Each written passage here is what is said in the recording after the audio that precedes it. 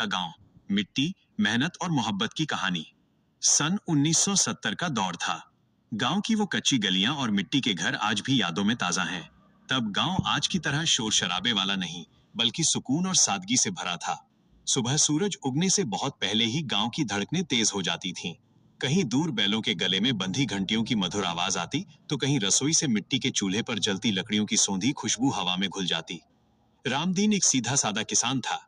उसका घर मिट्टी का था, जिसकी छत पर लाल खपरेल बिछी थी और आंगन में एक पुराना नीम का पेड़ खड़ा था जो पूरे घर को छांव देता था। भोर होते ही उसकी पत्नी सीता रसोई संभाल लेती। मिट्टी के चूल्हे की आंच पर जब रोटियां सिकती तो उनकी खुशबू से पूरा घर महक उठता। बच्चे अपनी फटी पुरानी किताबों को समेटकर स्कूल जाने की तैयारी करते। उनके पास साधन कम थे, लेकिन कुछ कर दिखाने की लगन बहुत ज्यादा थी। उस दौर में बिजली एक सपना जैसी थी जो कभी कभी ही गांव आती थी। रातों का अंधेरा मिट्टी के तेल वाली लालटेन और दियों की धीमी रोशनी से दूर होता था। अगर पूरे गांव में किसी एक के घर रेडियो होता तो शाम को वहां पूरा हुजूम उमड़ पड़ता। समाचार सुनना हो या पुराने फिल्मी गीत, रेडियो के पास बैठना किसी त्योहार से कम नहीं लगता था।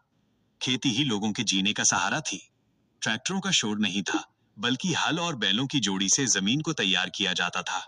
किसान अपने पसीने से मिट्टी को सींचते थे। जब अच्छी बारिश होती तो पूरा गांव नाच उठता और सूखे के समय सबकी आंखें नम हो जाती।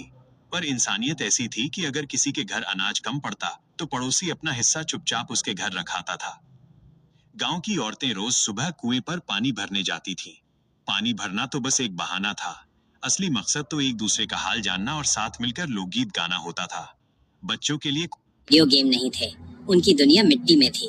गिट्टे, कबड्डी और गुल्ली डंडा खेलकर जो हंसी गूंजती थी, वो आज के महंगे खिलौनों में कहीं खो गई है। शाम होते ही गांव की चौपाल सजती। नीम के पेड़ के नीचे बुजुर्ग अपनी पुरानी कहानियां सुनाते और जवान खेती और देश की बातें करते।